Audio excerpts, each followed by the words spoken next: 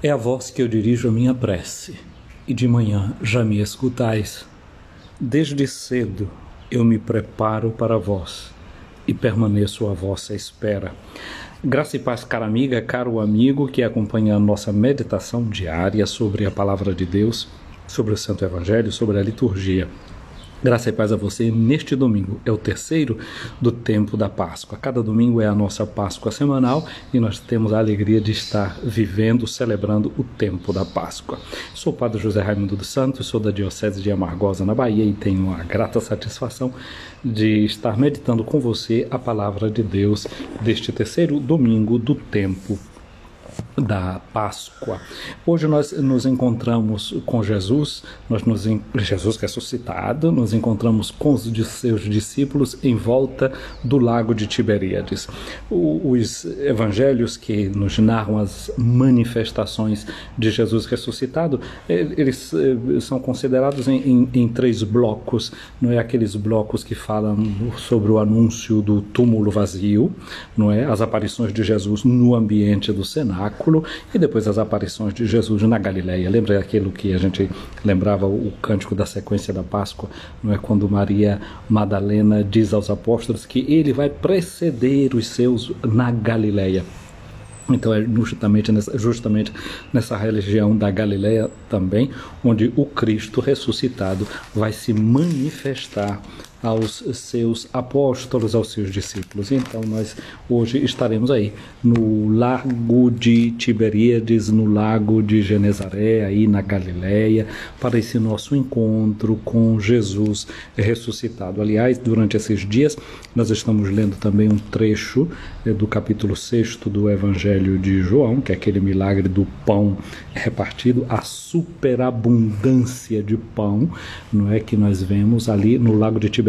O lago de Tiberíades a gente vai sempre ler como um lugar de abundância, onde vai abundar o peixe, onde vai abundar também o pão. E aí a gente se lembra daquela experiência que a gente faz também quando São Paulo diz: onde abundou o pecado, superabundou a graça de Deus. Então é justamente desta grande abundância de Deus, é desta abundância da bondade de Deus que a gente se aproxima quando a gente está ali junto deste lago de Tiberíades, que aliás é uma região muito bonita, não é? Em volta desse mar da Galileia, tudo muito verde, uma região muito aprazível. E existe ali naquela região, né, a igrejinha chamada Igreja do Primado de Pedro, onde Pedro vai fazer essa confissão de amor que nós vamos encontrar aqui no Evangelho de hoje. E dentro dessa igrejinha chamada a Igreja do Primado de Pedro, nós encontramos ali a chamada Mensa Christi. Depois eu vou colocar aqui no meu perfil do Instagram, e vai aparecer lá também no Facebook, 3 fotografias. Não é? Quando eu estive nessa região, visitei lá essa igreja, então vou mostrar pelo lado de fora a igrejinha do Primado de Pedro, vou colocar uma foto da Mensa Christi, que é justamente essa pedra onde se lembra onde foi esse milagre do pão repartido, está dentro dessa igreja, portanto nessa mesma região. E depois uma outra foto lindíssima de um nascer do sol no lago da Galileia, o lago de Genezaré. Eu tive a oportunidade de me hospedar ali, sei lá, 2009, 2008, não é? Numa primeira vez que fui lá, e ficamos justamente ali naquela região. Exatamente quando eu saía da casa de manhã cedo para rezar, e junto desse lago do lago da Galileia, temos ali então essa recordação. E indo por dentro daquele lugar onde eu estava hospedado, que era a casa da Sociedade Bíblica Alemã, a gente ia por dentro, chegava nesse lugar chamado de Tabga, que é o lugar também onde relembra esse milagre do pão, do lugar das 7 fontes. Então passava tudo ali por dentro, por debaixo de uma roça de bananas. Um negócio interessante que eu nunca entendi porque é que eles faziam aquilo. Eles fazem as bananeiras lá naquela região da Galileia, as bananas nascerem todas dentro de sacos plásticos, porque aquilo, eu não sei se era para proteger de algum inseto, alguma coisa. Então depois eu vou colocar aí essas fotos também, para que a gente um pouco entre nesse contexto, porque, como dizia São Paulo VI, a Terra Santa é uma espécie de quinto evangelho. Aquele lugar já por si mesmo fala. Então, esse lago de Genezaré, o lago de Tiberíades, é uma coisa que permanece tal e qual.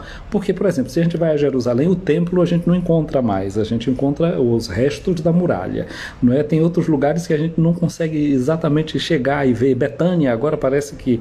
Betânia não, Magdala, parece que se chegou àquele lugar. Mas esse lago não saiu do lugar, esse lago não foi destruído, ele se encontra lá. E esse lago é o memorial do chamado dos apóstolos, esse lago é o memorial desse milagre do pão, esse lago é o memorial desse milagre do peixe, já contado por Lucas no capítulo 5 e agora por João no capítulo 21. Esse lago fala, esse lago testemunhou, não é Jesus que andou sobre suas águas, essa narrativa teológica que nós lemos também no dia de ontem. Então nós vamos entrar aí nesse lago, não é? Tu te abeiraste da praia, não buscaste nem sábios nem ricos, somente queres que eu te siga. Senhor, tu me olhaste nos olhos, a sorrir pronunciaste meu nome. Lá na praia eu larguei o meu barco, junto a ti buscarei outro mar. Hoje Pedro vai estar nesse lago de novo, vai ouvir o nome dele pronunciado, mas já não será mais o chamado inicial. É um chamado depois de ele ter negado Jesus. É um chamado depois de ele ter experimentado a sua fraqueza, depois de ter prometido a Jesus mundos e fundos. Senhor, eu vou até dar minha vida por ti. E Jesus lembrou para ele: Pedro, olha, antes que o galo cante, tu me negarás 3 vezes. Estaremos também hoje diante de uma tríplice pergunta de Jesus a Pedro: tu me amas? Ora, quando eu pergunto para uma pessoa, tu me amas? Por detrás dessa pergunta tem um motivo. Eu não vou perguntar a ninguém se ele me ama, se ela me ama, se essa pessoa quer bem a mim, se eu não quiser bem a ela. Essa pergunta já traz por si um conteúdo que está silenciado. Eu me preocupo de perguntar a alguém se ele me ama, justamente para sentir se tem uma correspondência, para saber se tem realmente amor envolvido da parte dele, da parte dela, porque da minha já tem. O que eu quero saber é se esse meu amor está sendo correspondido. Agora, normalmente é assim, né? Se você ama alguém, essa pessoa normalmente pode ganhar alguma coisa por causa desse amor. Você ama o seu filho, você ama a sua filha, você ama o seu marido, você ama a sua mulher. O que é que eles ganham com o teu amor? Mas no caso de Jesus, o que é que ele ganha com o amor da gente? Não tem nada que acresça a Jesus por causa do amor da gente. Ao contrário, alguma coisa acresce em mim porque eu amo Jesus. São João, na sua carta, vai dizer: olha, mas vocês prestem atenção aqui uma coisa, para vocês não ficarem mentindo. Porque se a gente diz que ama a Deus, que a gente não vê, e não ama o irmão a quem a gente vê, nós estamos mentindo. Gente, vamos olhar um pouquinho para a oração com a qual a gente reza, se dirige a Deus nesse domingo. É o 3º domingo da Páscoa. E qual é a intenção que nós temos nesse domingo? Qual é a graça que nós pedimos a Deus? Primeiro nós nos dirigimos a Deus dizendo assim: ó Deus, já começa logo pedindo a graça, que o vosso povo sempre exulte pela renovação espiritual. Então, a gente foi renovado espiritualmente no tempo da Páscoa, não é? Então, a gente vê que essa nossa renovação acontece nos mistérios sacramentais que nós celebramos. A gente não se renova porque participa de um determinado movimento, de um determinado grupo da igreja, não. A renovação nos vem do próprio Deus e do próprio Cristo, por meio da sua igreja, nos sacramentos que a gente recebe, na palavra que a gente acolhe. Então, a beleza de sermos renovados pela celebração da própria liturgia. Então, dizemos isso, né? Que o povo exulte pela renovação espiritual. E qual é a finalidade de exultar nessa renovação espiritual? Para quê? tendo recuperado agora com alegria a condição de filhos de Deus, aqui está a afirmação do que é que aconteceu com a gente ao celebrar a Páscoa, nós, com alegria, recuperamos a nossa condição de filho de Deus. Essa condição de filho de Deus que a gente tem desde a dignidade batismal, em cada ano celebrando a Páscoa, a gente renova essa condição filial. Então, esse povo, nós, esse povo espere com plena confiança o dia da ressurreição. Então a gente se coloca numa perspectiva de quem aguarda agora a ressurreição pessoal. E quando amanhecer, o dia eterno, a plena visão, ressurgiremos por crer nesta vida escondida no pão. E quando amanhecer, o dia eterno, a plena visão, ressurgiremos por crer nesta vida escondida no pão. Então a gente está aqui celebrando a Páscoa de nosso Senhor Jesus Cristo, nessa esperança também da nossa ressurreição final. É algo que é a meta para a qual nós nos dirigimos, é para onde a gente está se encaminhando. Então essa é a nossa oração nesse domingo, essa é a graça que nós estamos pedindo. E aí, a gente lembra que nesse tempo da Páscoa nós nos colocamos com dois textos muito interessantes que vão acompanhando o nosso itinerário, um pouco três, digamos assim, que são os três que nos acompanham nesse período. Lucas, pela leitura contínua dos Atos dos Apóstolos, que é sempre a primeira leitura que a gente vai encontrar nas nossas liturgias. Vamos encontrar no texto de hoje os apóstolos tendo dificuldade com as autoridades que querem proibir que os apóstolos anunciem o nome de Jesus, e eles que resistem, não é, perguntando o que é se é lícito estar obedecendo a Deus ou obedecendo aos homens. Depois uma outra leitura, não é? Então os Atos dos Apóstolos é um pouco para nos dar a radiografia da nossa vida comunitária, das nossas primeiras comunidades cristãs. O outro autor que nos acompanha é São João, no livro do Apocalipse. E aqui é aquela perspectiva, porque o livro do Apocalipse é um gênero literário que tem quer alimentar em nós, digamos, aquilo que nós chamamos de escatologia, o discurso sobre as últimas coisas. É um discurso, então, que nos faz olhar para o tempo presente com uma esperança em relação ao futuro. Então, nos Atos dos Apóstolos, a gente tem aquele que é o retrato das comunidades como elas eram, que é um estímulo também para as comunidades de agora. E o livro do Apocalipse é uma espécie de projeção daquilo que é o futuro da igreja, aquilo que a igreja tem diante de si, a projeção, a esperança da igreja, para onde, não é, nos leva essa esperança, assim como a gente disse nessa oração de hoje, né? Para que o vosso povo espere com plena confiança o dia da ressurreição. O livro do Apocalipse é um livro que é escrito para encher o povo de Deus de esperança em relação àquela que será a ressurreição, a manifestação completa de Jesus em sua glória. E temos o evangelista São João nos acompanhando no Evangelho. E hoje o capítulo que nós vamos ler é o capítulo 21, versículos de 1 a 19. Aliás, parte desse capítulo nós já meditamos durante a oitava da Páscoa. Na sexta-feira da oitava da Páscoa, a gente leu a primeira parte desse capítulo, não é, até o versículo 14, de 1 a 14, se a memória não me trai. Foi essa parte que nós lemos na sexta-feira da oitava da Páscoa.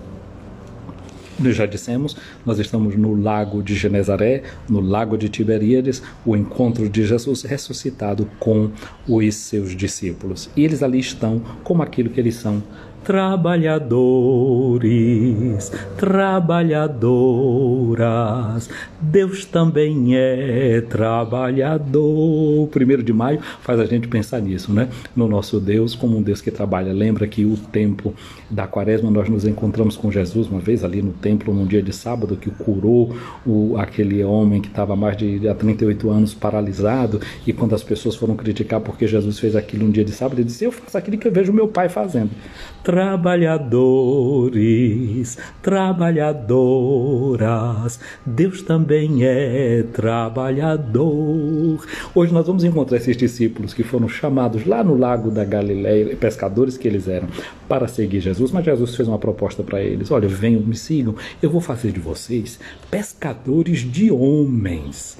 Não é? Mudava alguma coisa no jeito de ser deles, mas hoje nós vamos encontrar esses trabalhadores, esses pescadores trabalhando, e trabalharam a noite inteira e não conseguiram pescar nada.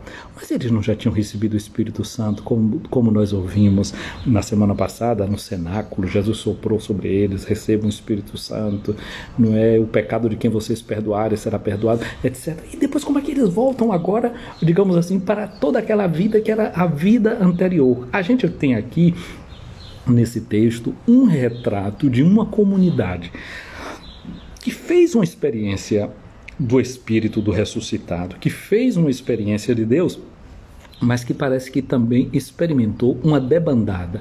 Como é que está a sua vida? Quantas experiências de Deus você já fez? Você continua sentindo a sua fé acesa dentro do seu coração? Ou de vez em quando também parece que a gente debanda, que a gente se afasta, que a gente volta a certas experiências anteriores àquele chamado que Deus fez para a gente? Ou seja, uma comunidade que às vezes parece que perde as suas perspectivas. No nosso trabalho, no nosso dia a dia, a gente tem que ter essa certeza de que o ressuscitado está com a gente, ele caminha conosco. Olha só, Evangelho de João, no capítulo 21, versículos de 1 a 19, a gente começa ouvindo isso: naquele tempo, Jesus apareceu de novo aos discípulos à beira do mar de Tiberíades. Portanto, agora não se trata de aparecer lá no cenáculo, como nós vimos na semana passada, mas no mar de Tiberíades, ou seja, não estão mais em Jerusalém, eles voltaram para a Galileia. A Galileia significa o lugar do cotidiano, a Galileia significa voltar ao lugar da sua origem, a Galileia significa voltar ao lugar do primeiro chamado. No livro do Apocalipse a gente vai encontrar o ressuscitado falando, né, para uma das igrejas: volta ao teu primeiro amor.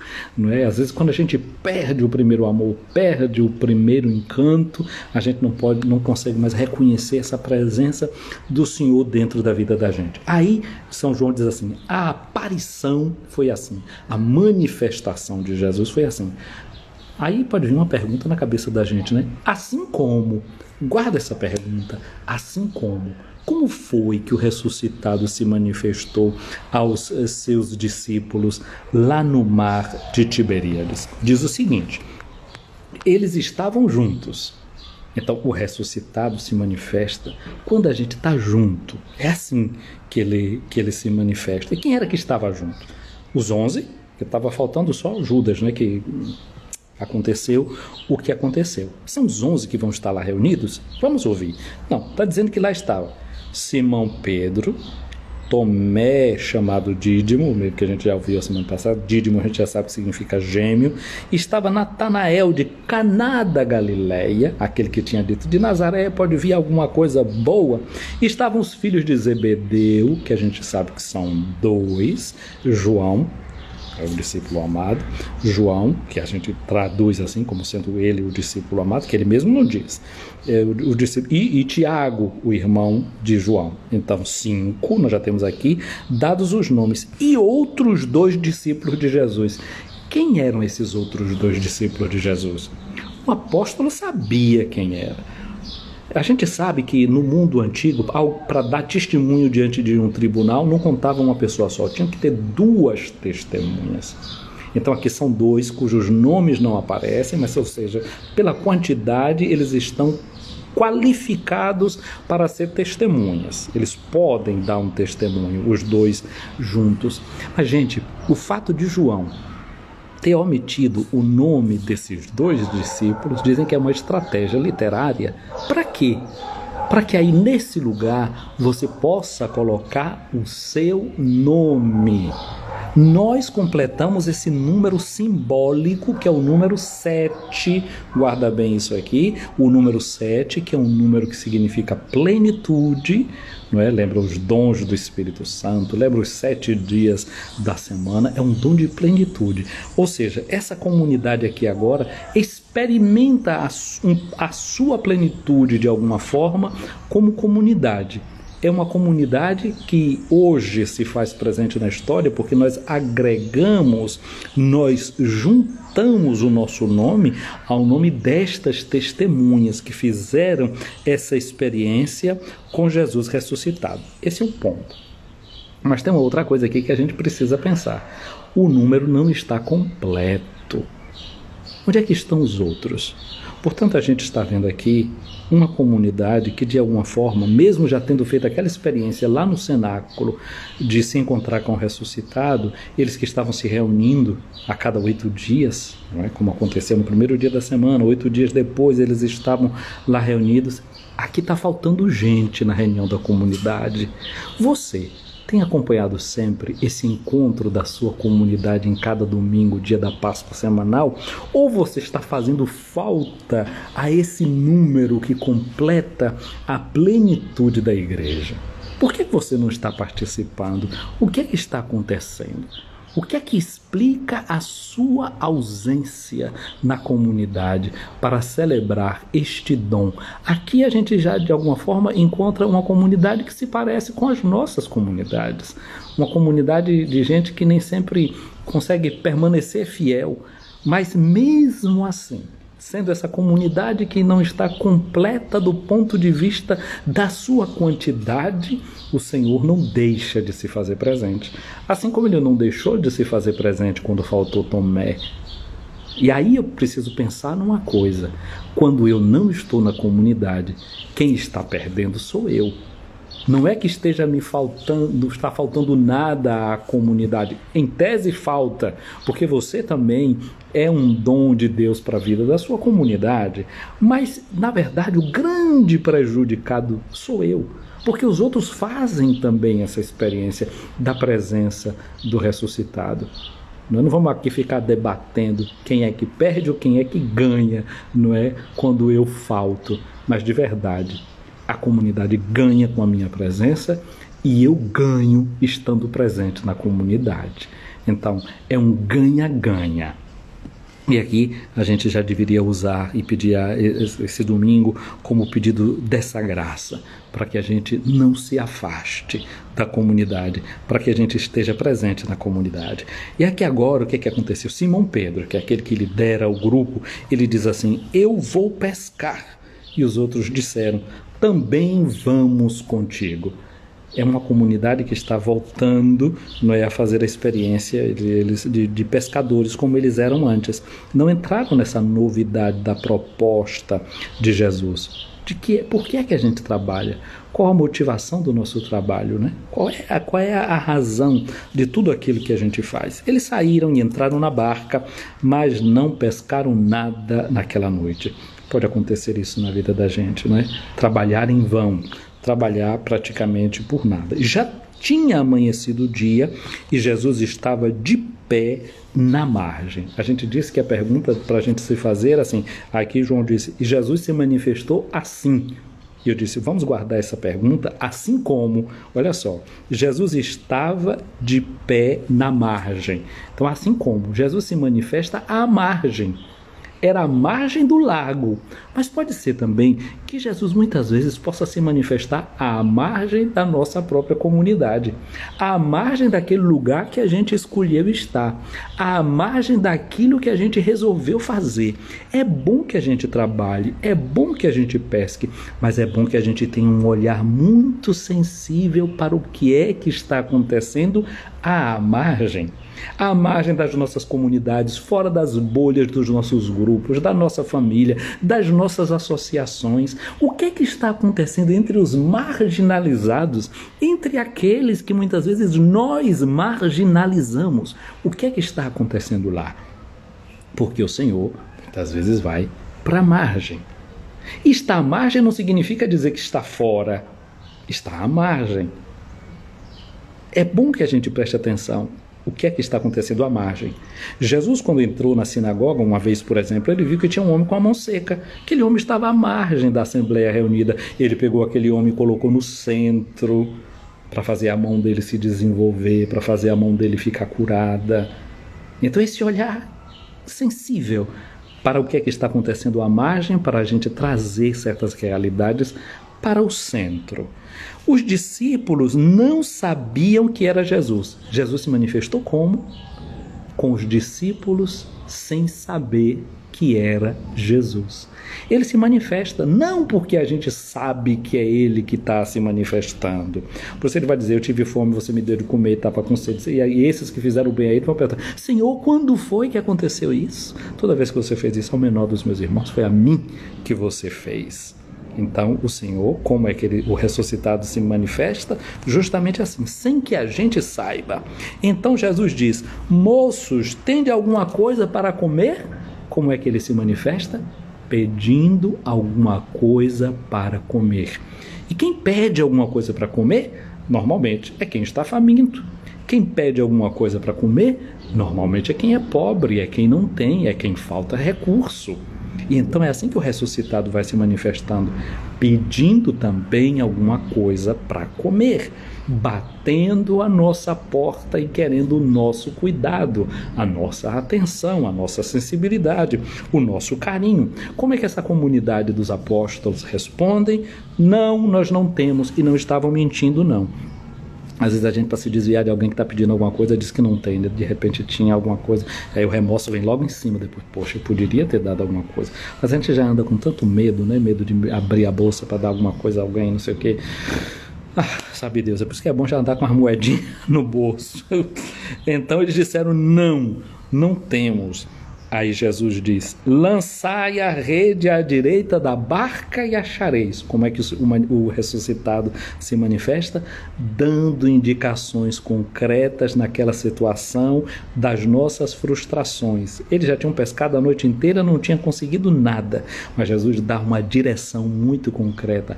Pesca do lado direito da barca. Interessante que quando a gente joga esse texto em paralelo com o capítulo 25 de Mateus, não é, que diz assim que o rei dirá àqueles que estão à sua direita. Santo Agostinho tem uma longa pregação comparando o capítulo 5 de Lucas com esse capítulo de agora e mostrando o que é que aconteceu naquela primeira pesca e nessa segunda pesca, uma pesca antes da ressurreição, a pesca depois da ressurreição e assim sucessivamente. Então, manda lançar. Então ele se manifesta como dando orientação concreta para a nossa vida, não falando assim de qualquer coisa a esmo, mas indicando justamente, concretamente aquilo que a gente deve fazer e dando garantias. Lança do lado direito, lançai ao lado direito a rede e achareis. Buscai o reino de Deus e a sua justiça e tudo mais vos será acrescentado. Jesus dá indicação muito concreta para a vida da gente. E eles o que é que fizeram? Lançaram, pois, as redes e não conseguiram puxá-la para fora por causa da quantidade de peixes. Então o discípulo a quem Jesus amava, o que é que ele faz? Esse discípulo disse para Pedro, é o Senhor. Aqui a gente vê que é o amor que faz a gente capaz de reconhecer a presença de Jesus, que parecia um desconhecido, que estava à margem. É só quando a gente ama Jesus que a gente tem condição de reconhecê-lo. Não é porque a gente tem os conhecimentos técnicos da teologia, dos estudos, disso, não é nisso que está a garantia. A garantia está numa relação de amor, de correspondência a ele. E é muito interessante porque é sobre amor que Jesus quer nos interrogar no dia de hoje. Simão Pedro, quando ouviu dizer que era o Senhor, ele vestiu sua roupa, pois ele estava nu, e atirou-se no mar. Aqui a gente poderia dizer que a gente tem uma imagem, não é, que nos faz pensar, Adão, que depois do seu pecado se descobriu nu e tentou se vestir com as folhas de figo. Pedro também tinha pecado, ele tinha negado Jesus 3 vezes. E agora, quando ele ouve que é o Senhor, ele que estava nu, ele se vestiu. Nós que fomos batizados, que fomos mergulhados nas águas de Cristo, nós fomos revestidos de Cristo. Lembra que Pedro resolveu ir pescar, ser pescador de novo? Ele que tinha sido chamado para se tornar pescador de homens. Tem vezes que a gente se esquece de quem foi que a gente foi revestido, da função, da missão que a gente tem na vida da gente, da responsabilidade que a gente tem na vida da gente. Às vezes a gente se esquece disso, mas quando alguém que ama Jesus aponta para a gente, olha, o Senhor está aqui, aí a gente de novo se reveste daquilo que a gente se deve revestir, se compenetra da missão da gente, toma consciência daquilo que muitas vezes a gente se esqueceu, volta para o teu primeiro amor. Ele se joga nas águas e vai ao encontro do Senhor. Não faz como Adão, que se descobrindo nu, tentou se afastar de Deus. Ele se aproxima de Jesus. E no capítulo 5 de Lucas, quando Pedro viu aquele grande milagre de Jesus, foi que ele disse, Senhor, afasta-te de mim, porque eu sou um pecador. Agora ele, que já sabe, na experiência da carne, que realmente ele é um pecador, ele sabe que ele não é um condenado. E agora ele se lança para ir ao encontro de Jesus. Ele vai ao encontro de Jesus nadando. Ele vai ao encontro do Senhor. Ele se atira no mar. Não tem medo de se atirar nas águas. As águas não o apavoram. Aquele mesmo lago, onde ele viu Jesus caminhar uma vez sobre as águas, ele diz, homem fraco na fé. Agora ele, seguramente forte na sua fé, se joga nas águas. Ele é forte na fé. Precisa ficar forte no amor. Precisa ficar forte no amor. Muito bem. Vai nadando Pedro, atira-se no mar. Os outros discípulos vieram com a barca, arrastando a rede com os peixes. Na verdade, não estavam longe da terra, mas somente cerca de 100 metros. E logo que pisaram a terra, viram brasas acesas com peixe em cima e pão. Mas vem cá, porque é então que o Senhor ressuscitado estava perguntando a eles se eles tinham pão e se eles tinham peixe, se já estava lá o café da manhã preparado, se já tinha lá a comida pronta. Olha, o Senhor quer sempre nos envolver naquilo que a gente faz. Jesus não é daquela pedagogia de dar tudo pronto na mão da gente, não. Aquele Deus que nos criou sem nós, vai dizer Santo Agostinho, não nos salva sem a nossa participação. Ele quer a nossa parte, ele quer que a gente se envolva naquilo que ele fez, não é que a gente complete, não é, a nossa adesão àquilo que ele fez, que a gente dê o amém da gente. Então agora eles veem aqui esse pão e esse peixe já lá preparados. Olha só, eu disse como é que o Senhor ressuscitado se manifesta. Agora ouçamos de novo como é que o ressuscitado faz. Ele diz, trazei alguns dos peixes que apanhastes. O ressuscitado, portanto, é aquele que indica o lugar onde a gente jogar a rede, mas é aquele que também quer que a gente traga aquilo que a gente apanhou para a festa da comunidade, para a festa do encontro. A gente nunca pode celebrar a missa sem a participação da gente. Por que a gente tem o momento das ofertas durante a celebração da missa?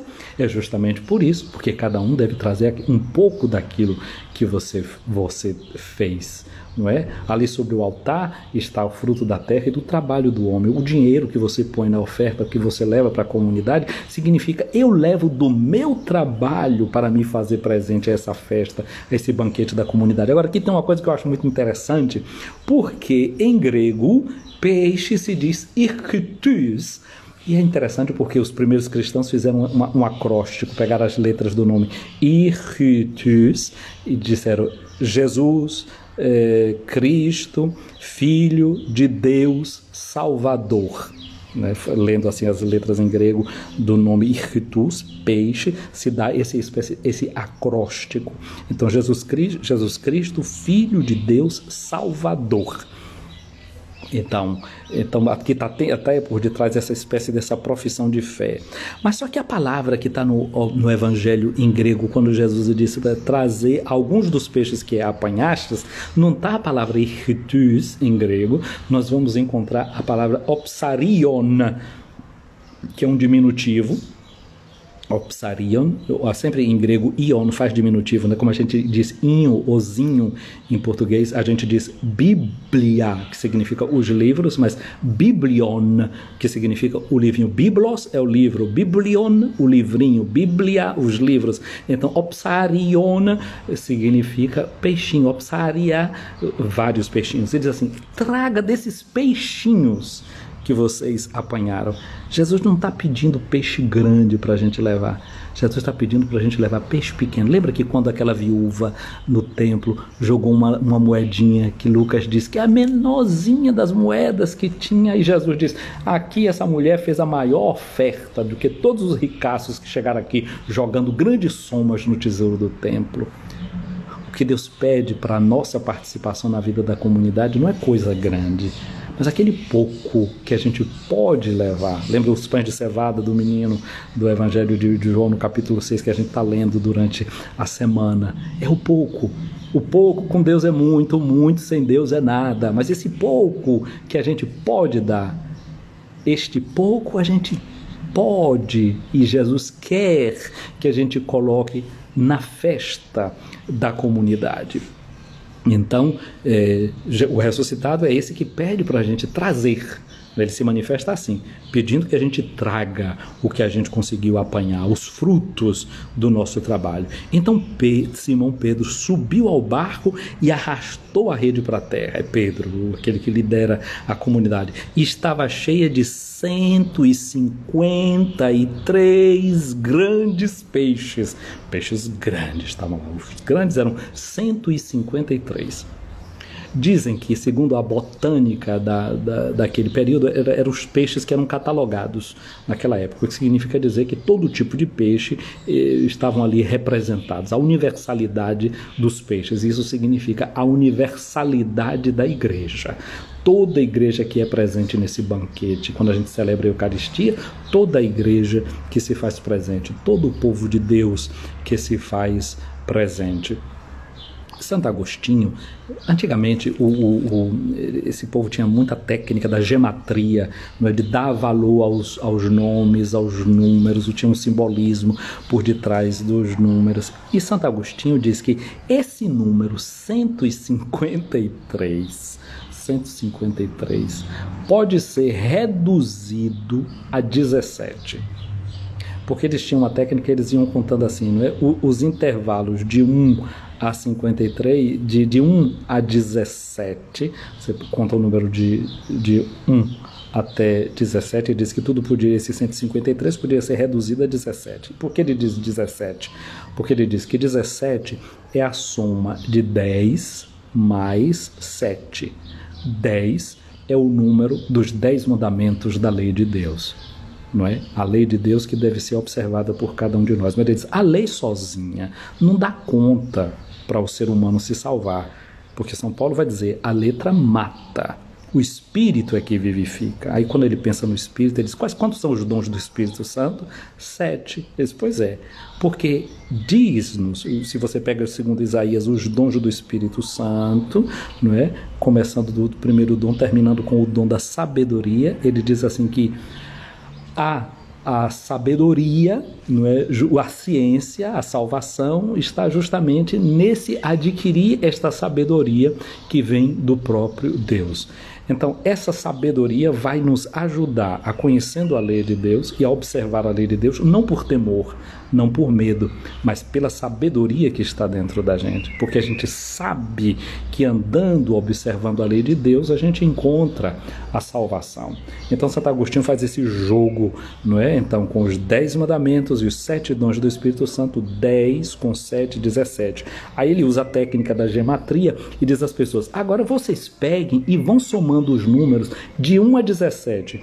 1 e 2, 3 e 4, 7. E aí ele vai mandando somar todos os números de 1 a 17, que no final vai dar 153. Por isso ele diz que esse número 153 dessa quantidade de peixe pode ser reduzido a 17, que seria o simbolismo da lei de Deus e dos dons do Espírito Santo. Quando a gente se abre à lei de Deus e se abre ao Espírito Santo, portanto, a gente vai encontrar essa vida essa vida em plenitude. Mas como eu já disse, isso também fala dessa quantidade de peixes abundantes, que significa aquilo que o mundo antigo, a botânica e a fauna botânica e todo esse estudo aí, conhecia como das quantidades de peixe. Portanto, Jesus ressuscitado agora diz uma coisa: como é que o ressuscitado se manifesta? Assim, dizendo: vinde comer. Olha como é que o ressuscitado se apresenta: como alguém que realmente é um dos nossos, que vive a nossa vida, que se preocupa com a fome da gente. Eles pescaram a noite inteira, eles estavam cansados, e agora tem um café da manhã preparado, tem uma ceia preparada, e o que o ressuscitado está dizendo é isso: venham se sentar à mesa, venham comer. O ressuscitado, a vida de ressuscitado não é uma vida que se despreocupa com esse mundo. Não, é a vida de quem quer viver a simplicidade, sentar à mesa com os outros, se interessar pela vida do outro. Venham comer. Então nenhum dos discípulos se atrevia, de João, a perguntar quem era ele, pois sabia que era o Senhor. Aqui tem um detalhe muito interessante. Mas vem cá, ele já tinha se apresentado para a comunidade, né? Já tinha se manifestado como ressuscitado. Como é que ainda paira na cabeça deles assim? Porque no fundo eles não perguntavam quem é. É quase como se fosse assim: tem uma margem aqui para ter dúvida aqui dentro. Mas não é isso que acontece com você e não é isso que acontece comigo. Depois de tantos encontros, de tantas experiências boas que a gente faz no meio da comunidade, servindo aos irmãos e às irmãs, às vezes não nasce, às vezes uma certa dúvida. Pois é, a gente não deve conservar essa dúvida, mas saber que é assim que o ressuscitado se manifesta, como um dos nossos, como um da gente. E não houve ali espaço para ninguém querer fazer essa pergunta. Depois, nenhum dos discípulos fizeram pergunta nenhuma, pois sabia que ele que era o Senhor. E Jesus aproximou-se, tomou o pão. Esse gesto é muito bonito, o pão na mão de Jesus. Jesus reparte: Padre Miquéias, eu já estou te vendo aqui e eu vou contar uma coisa tua daqui a pouco pro povo. Mas se você ficar, vai ver. Se não ficar, vai ter que assistir o vídeo depois que eu vou contar. Vou revelar, não é como o povo diz, vai revelar os podres. Não vou revelar os podres, não. Eu vou revelar suas coisas boas aqui agora, daqui a pouquinho. Se você ficar, você vai ouvir, senão veja depois. Então, ele pega o pão, reparte o pão com seus discípulos, esse gesto, né, que a gente já viu com os discípulos de Emaús, que reconhece Jesus quando parte o pão. Então o ressuscitado pega o pão, não é? Reparte, dá para os discípulos. Então o ressuscitado é esse que agora, na nossa comunidade, quando a gente se reúne para celebrar a Eucaristia, é ele que pega o pão e reparte para a gente, distribui entre a gente. E diz: e fez a mesma coisa com o peixe.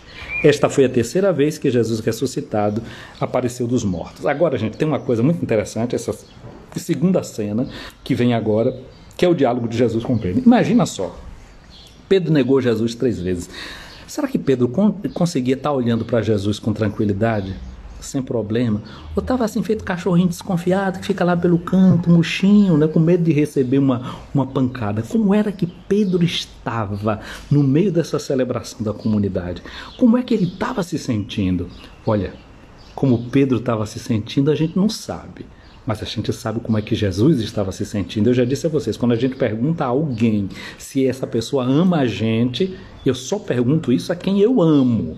Não é? Não tem razão de eu perguntar a alguém se me ama, se eu não tenho amor por ele. É indiferente. Se tiver indiferença, a gente passa, não liga, não está nem aí para nada. Mas se tiver uma relação, aí tem interesse. Então agora, o que a gente sabe é o que tinha no coração de Jesus. Depois de terem comido, Jesus olha para Pedro e vai perguntar para Pedro: Simão, filho de João, tu me amas mais do que estes? Geralmente, quando eu digo para alguém, eu te amo, quando você diz para alguém, eu te amo, o que a gente está querendo dizer para a pessoa é: eu amo você mais do que os outros.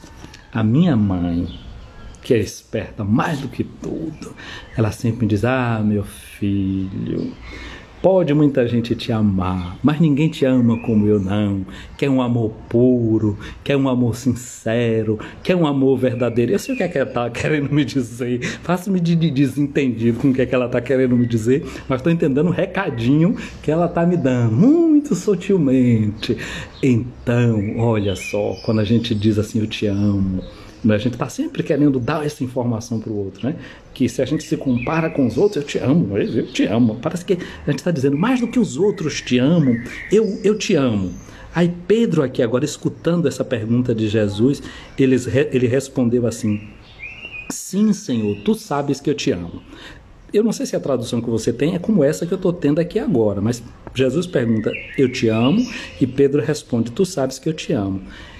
Porém, na língua grega, aqui tem uma sutileza, porque Jesus pergunta para Pedro assim, Petré, agapasme, tu me ama, com um verbo chamado agapao, que é aquele mesmo verbo que tem a palavra agape, que diz Deus é agape, theos agape estin, Deus é amor. Deus é amor. Então aqui está falando de um amor que é um amor que desce de Deus, um amor que não é acumulativo, um amor que não quer nada para si, é amor que é amor de doação, é amor que é amor de entrega. É assim que Jesus está perguntando a Pedro, e Pedro responde dizendo assim, Kyrie, Fileosu, Senhor, eu gosto de ti. Eu gosto de ti. É o amor que é um amor filia, como a gente conta dentro da palavra filosofia, por exemplo, gostar da filosofia, não é? Então é um tipo de amor como tem filantropia. É um amor que é amor sincero, que é um amor que já tem um crescimento dentro dele, mas que não é como esse. É um amor que acrescenta alguma coisa para mim, que é amor que também, se eu amo, eu quero para mim. Eu amo livros, então eu quero ter livro para mim, eu quero acumular livros, quero ter mais livros, quero possuir mais livros. Então é esse amor que ainda está no coração de Pedro. Mas olha o que é que Jesus disse para Pedro, apacenta os meus cordeiros. Porque o nosso amor não acrescenta nada para Jesus. Por isso que ele diz, apacenta os meus cordeiros. Já que você me ama, presta atenção nos outros. Já que você me ama, presta atenção no seu irmão. Como diz São João na sua carta. Não é? Eu não posso dizer que amo a Deus que eu não vejo, se eu não amo o irmão a quem vejo. Senão aqui dentro tem uma mentira. Então, depois Jesus torna a perguntar a Pedro de novo, Simão, filho de João, tu me amas? E Pedro disse, Senhor, tu sabes que eu te amo. Ou seja, pode aqui, eu gosto de ti. É assim que Pedro vai responder, eu gosto de ti. E Jesus diz, apacenta as minhas ovelhas. Mesmo que Pedro não esteja correspondendo ao que Jesus está perguntando, ele está respondendo, mas ele não está correspondendo. Porque Jesus pergunta se ele tinha aquele amor de agape, ele está dizendo que tem amor filia, que ele quer bem. Mas Jesus está mesmo com esse amor que é menor do que o que ele está pedindo, Jesus está dizendo, apacenta os meus cordeiros. Quase como que está dando uma receita para quem quer aumentar o seu amor a Deus, vai cuidar dos irmãos, vai amar os irmãos, porque na medida que você se responsabiliza pelos seus irmãos, você corresponde ao amor que Deus quer que você tenha por ele. Não que vai acrescentar nada a ele, mas vai acrescentar em você, o seu amor vai amadurecer, vai ser um amor mais forte. E Jesus diz, apacenta as minhas ovelhas pela terceira vez, porque 3 vezes Pedro negou. Agora ele precisa cancelar aquela negação por meio de uma afirmação, de uma declaração de amor. Jesus pergunta para ele, Pedro, Simão, filho de João, tu me amas? Gente, aqui precisa pensar bem como é que está no grego. Porque aqui eu disse a vocês que por 2 vezes Jesus pergunta para Pedro, agapasme? E Pedro responde, fileosi, te quero bem. Agora Jesus faz a pergunta de um outro jeito. Ele pergunta, Petre, fileisme? Pedro, tu queres bem a mim? Ou seja, Jesus, não vendo em Pedro a capacidade de se adequar àquele amor com o qual ele o interrogava, se ele tinha, Jesus desce ao nível de Pedro para interrogar sobre aquele amor que Pedro, aquele bem-querer que Pedro estava dizendo que tinha. E aí Pedro, não é, diz e responde que ele que já estava triste porque pela terceira vez Jesus perguntava, ele diz: Senhor, tu sabes tudo, tu sabes que eu te quero bem, tu sabes que eu gosto de ti. Olha que beleza essa de Jesus. Ele mais uma vez se adequa a você, se adequa a mim. Jesus não pega a gente, não sai espichando de qualquer forma para a gente responder o que a gente quer. Puxa a gente pela cabeça e diz: cresce a pulso. Não, não é assim que Jesus faz. Ele mais uma vez desce, né? Como que de novo se encarna, se abaixa, se reduz e recebe aquilo que tu, mulher, que tu, homem, tem capacidade de dar para ele. Ele aceita o peixinho, ele não está pedindo aquele peixe grande, os 153, traz os peixinhos, traz o que você pode dar, o que você é capaz de dar, eu acolho aquilo que você traz, porque no fundo, depois, ele capacita o que a gente traz, ele faz crescer o que a gente tem.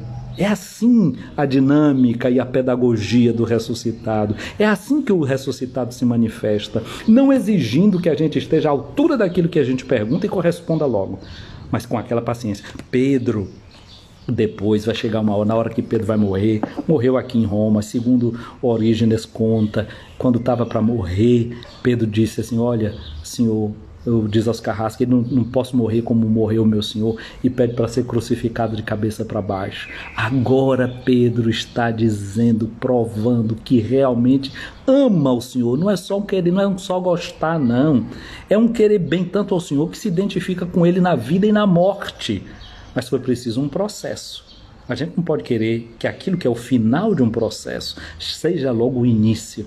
Olha a paciência de Jesus. Capítulo 13 da carta de São Paulo aos Coríntios. O amor é paciente, tudo suporta, tudo crê e tudo espera. Deus espera que a gente esteja à altura do amor que a gente pode dar. Deus espera, Deus espera, Deus espera. Deus tem esperança, aquilo que a gente dizia no início dessa oração, né? A gente que vai esperar o dia da ressurreição e quando amanhecer o dia até. Então Deus espera no crescimento do nosso amor, Deus espera no crescimento da nossa fé e também dessa nossa esperança. Tu sabes tudo, tu sabes que eu te amo. Então ele diz: apacenta as minhas ovelhas. Em verdade eu te digo, quando tu eras jovem, tu te cingias e ias para onde tu querias. Quando fores velho, estenderás as tuas mãos, outro te cingirá e te levará para onde tu não queres ir. É isso que eu estava dizendo aqui, a morte de Pedro. Aqui em Roma tem uma igrejinha chamada Igreja do Quo Vadis. Ela fica lá perto das catacumbas de São Calixto. E dizem que naquele lugar Pedro se encontra com Jesus ressuscitado. Estava tendo uma grande perseguição aqui em Roma na década de 60 do primeiro século depois de Cristo. E vendo aquilo, a comunidade sugeriu a Pedro que ele fugisse da cidade. E Pedro estava saindo e encontra-se com Jesus ressuscitado, naquela altura da chamada Via Ápia. E ele pergunta para Jesus: Domine, quo vadis? Senhor, para onde tu vais? Ele diz que estava indo para Roma para ser crucificado de novo. E Pedro cai em si, entende o recado e volta para a cidade. E depois aqui vai ser crucificado e, como eu disse, pede para ser crucificado de cabeça para baixo. Ele volta para onde ele não queria ir. Ele vem para aquele lugar de onde ele estava querendo fugir, se deixando aconselhar até pelos seus irmãos e pelas suas irmãs. Mas ele percebeu o que era que queria o seu Senhor. E Jesus disse para ele, significando com que morte ele iria glorificar a Deus: segue-me. Esse domingo é um domingo que nos convida a seguir a Jesus, a não ter medo do chamado e a não ter medo de amar o Senhor, mas sabendo que Ele tem paciência com o nosso crescimento. Aqui nós tínhamos há pouco, não sei se ele ainda continua aqui, o Padre Miqueias Pascoal. Ele é do Rio Grande do Norte. Ele é do Rio Grande do Norte, da Diocese de Mossoró, no Rio Grande do Norte. E o Padre Miqueias está aqui fazendo um doutorado. Mas tem uma coisa muito interessante, que aqui tem a comunidade de Santo Egídio, que se ocupa com gente pobre, isso, aquilo, aquilo outro. E o Padre Miqueias é um desses, não é, que no meio dos seus estudos, ele vai toda semana se encontrar com os pobres de Roma, com gente que vive pelas praças, pelas ruas, mendigos. Então, tem muita dessa gente que a gente acaba se encontrando, aprendendo o nome, fazendo amizade. E o padre Miqueias, um dia desse, ele dava um testemunho que ele se encontrou com um homem, eu não me lembro de que lugar é que era, e que ele levava comida para dar lá para esse homem lá, e aquele homem já tinha renunciado por 2 vezes ao pão que ele dava. E justamente porque ele estava dizendo, o homem dizia assim, que ele estava renunciando para que alguém pudesse comer, porque ele já tinha comido ali uma vez naquele dia, então agora o que ele queria era que outro pudesse comer. Gente, aí como a gente entra no espírito da Eucaristia, como a gente entra no espírito daqueles que são pobres e que tem alguma coisa para nos ensinar, aquilo que eu dizia no início do vídeo, né? Jesus ressuscitado aparece à margem. Aqueles que são marginalizados dentro da sociedade, eles podem nos evangelizar, eles têm tanta coisa para nos dizer, como essa bela página de evangelho que o padre Miqueias encontrou no meio dos pobres daqui de Roma. Às vezes quem vem aqui para Roma, a gente fica tudo pabo, né, tirado da besta, porque conheceu a basílica de não sei quem, porque viu os escavos de não sei aonde, porque frequentou a basílica de não sei o que lá. Mas se a gente não soubesse encontrar com os pobres que também vivem aqui em Roma e se fazer amigo deles, a gente está perdendo o tempo e o latim, está perdendo tudo, porque no fim e ao cabo, o que vai dar a salvação da gente não vai ser o diploma da universidade A, B ou C. O que vai dar a salvação para a gente é dizer assim: eu tive fome e você me deu de comer, eu estava precisando me desabafar naquele dia e você foi capaz de me ouvir. Eu estava fedendo porque não tinha tomado um banho, mas você foi capaz de me suportar por uns instantinhos ali, com aquele cheiro de urina e de outras coisas, não é? Fazendo da natureza força, mas você estava ali com um sorriso também para mim, dizendo que eu sou gente, dizendo que eu mereço amor. Tu me amas? Pois bem, minha amiga, meu amigo, é assim que a gente deve buscar viver esse amor que Jesus hoje está pedindo.